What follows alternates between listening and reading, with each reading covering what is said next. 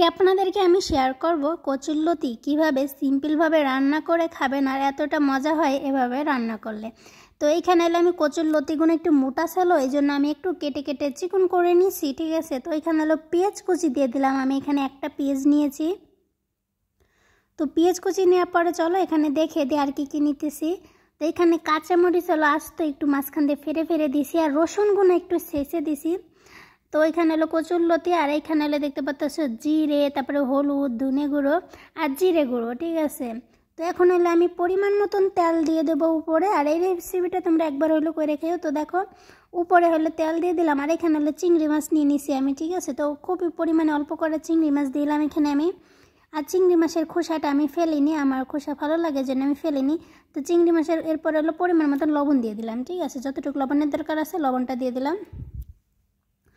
তো চলো এখন হলো আমি রান্নাটা করে নেব, আর এদিকে দেখো মানে রান্না চুলোয় বসাই দিয়ে এখন আমি সুন্দর করে নাড়াচাড়া দিয়ে মিক্স করে নিতেছি সব কিছু একসাথে।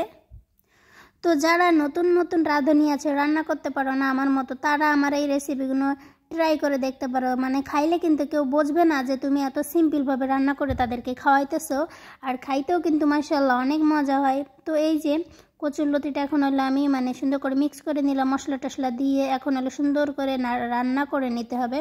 তো ফার্স্টে মেন হইলো কচুরলতিতে অনেক আছে যে ঘন ঘন নাড়াবা না, ঠিক আছে, মাঝে মাঝে নাড়াবা।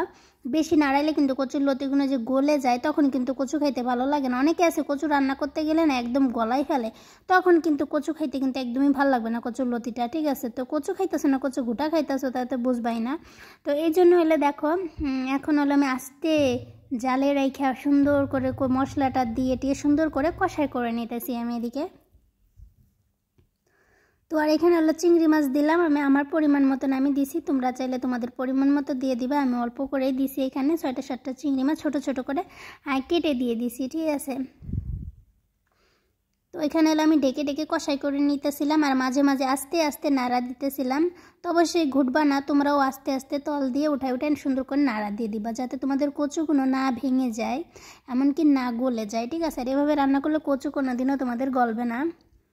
তো এখন হলো এই যে ঢেকে আর একটু রান্না করে নিই, এরপর হলো পানি দিয়ে দেবো পরিমাণ মতন।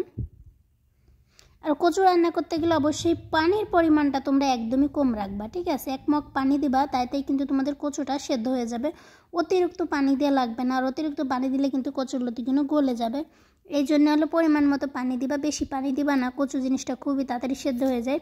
তো এখানে 1 মগ পানি দিয়ে আমি সুন্দর করে মানে রান্না করে নিতেছি। এখন দেখো পুরো পানিটা যখন টেনে যাবে তখন কিন্তু আমার রান্নাটা পুরো কমপ্লিট হয়ে যাবে। তো এই তো এখন হলো আমি একটু নাড়াচাড়া করে নিতেছিলাম, আর একদম কম মশলা দিয়ে রান্না করছি, খাইতে কিন্তু অনেক মজা লাগে।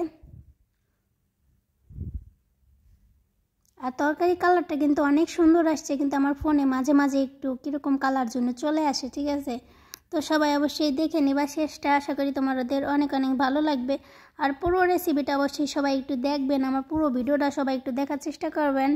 আর ইনশাল্লাহ আমিও তোমাদের সবার ভিডিওটা দেখার চেষ্টা করব, ঠিক আছে। তো এই যে এখানে হলো আমার রান্নাটা কিন্তু হয়ে গেছে কমপ্লিট, দেখতে পারতাছো মানে পানিটা কিন্তু এখন টেনে গেছে।